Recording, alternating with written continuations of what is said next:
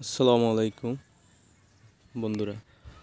দেখেন, লক্ষ্মীপুরকে বলা হয় সয়াবিন এবং সুপারির জেলা বা শহর।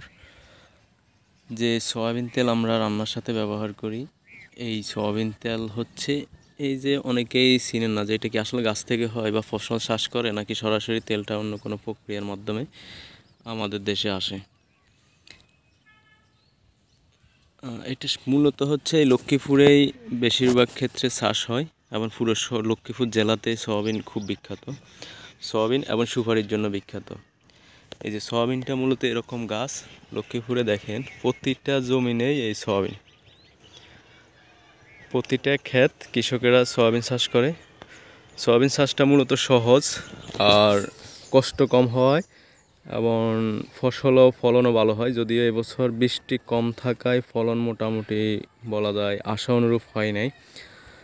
এই গাছগুলো এখনও সয়াবিন আসছে প্রতিটা গাছে, কিন্তু এখনও পাকে নাই বা ফসল তোলার মতো অবস্থা হয় নাই। এই যে এগুলো আছে কিছুটা ফসল তোলার মতো বা মোটামুটি একটা পাকা অবস্থায় আসছে। আর প্রতিটা ক্ষেত্রে এরকম প্রসেসিং যে ফসলগুলো পাকবে, পাকার পর হচ্ছে এগুলার হলুদ হয়ে যাবে পাতাগুলা। হলুদ হওয়ার পরে পাতাগুলো পুরো ঝরে যাবে, ঝরে জাস্ট গাছটা থাকবে আর সয়াবিনটা থাকবে। দেখেন, মানে প্রতিটা জমিতেই লক্ষ্মীপুরে সয়াবিন চাষ হয়।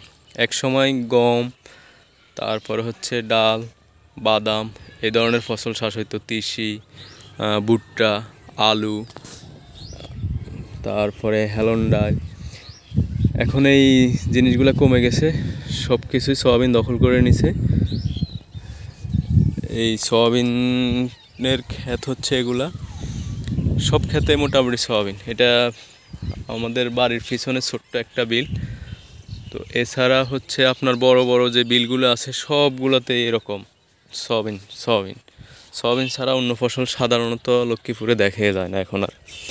এক সময় যদি এই সয়াবিনটা ছিল না, এটা থেকেই হচ্ছে পরবর্তীতে গাছগুলো শুকানোর পরে বা সয়াবিনটা তোলার পরে আপনার এই ফলগুলা দেখেন, এই যে সয়াবিন, এই ফলগুলো হচ্ছে এই খোলস থেকে বা হচ্ছে ইয়ে থেকে প্রসেসিং করে বের করবে। তারপরে এগুলো মেশিনের সাহায্যে, যেরকম সরিষার তেল হয় গানির মাধ্যমে বা এখন বর্তমানে ডিজিটাল মেশিনের মাধ্যমে, ঠিক সেমভাবে হচ্ছে এগুলা থেকে তেল বের হবে বা তেল করা যাবে। আর এই তেলটাই মূলত বাজারজাত করে আমাদের দেশে বিক্রি করা হয়। দেখেন, এই যে বাদামের খোসার মতো দেখেন এরকম প্রতিটার ভিতরে এই যে সয়াবিন,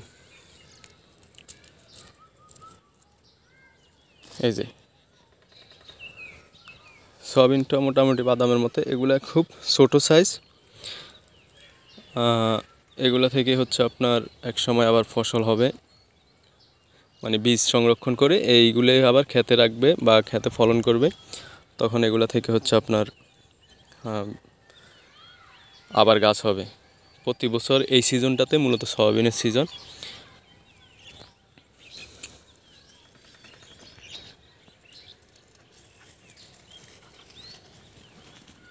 এই যে সয়াবিন দেখেন, এটাই হচ্ছে মূলত খোসা ছাড়ানোর পরে এই সয়াবিনগুলো হয়। এই সয়াবিনগুলা তেল ছাড়াও মোটামুটি আরও দুই তিন রকমভাবে ব্যবহার করা যায়। যেমন একটা হচ্ছে এটা বাদাম ভাজা বা কড়াই ভাজার মতো, এগুলা ভাজি করে খাওয়া যায়। তো পর্যাপ্ত তেল হওয়ায় এটা খুব বেশি খাওয়া যায় না। বাদাম যেরকম প্রচুর তেল থাকে, সয়াবিনও প্রচুর তেল থাকে। অল্প কিছু খাওয়ার পরে আপনার মানে আর খেতে ইচ্ছা করবে না। আর আরেকটা হচ্ছে এটাকে আমরা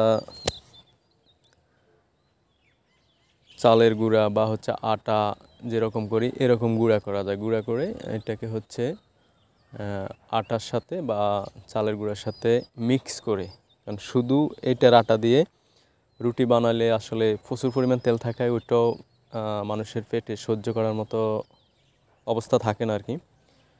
তো মিক্স করে সেভাবেও রুটি করে খাওয়া যায় আর কি। আর মূলত হচ্ছে এটা তেল হয় সয়াবিন তেলটাই, যেটা আমরা অনেকে মনে করি হয়তো অন্য কোনো প্রসেসে হয় বা অন্য কোনো কিছু থেকে এটা হয়। মূলত এই সয়াবিনগুলো থেকেই সয়াবিনের তেলটা হয়। আর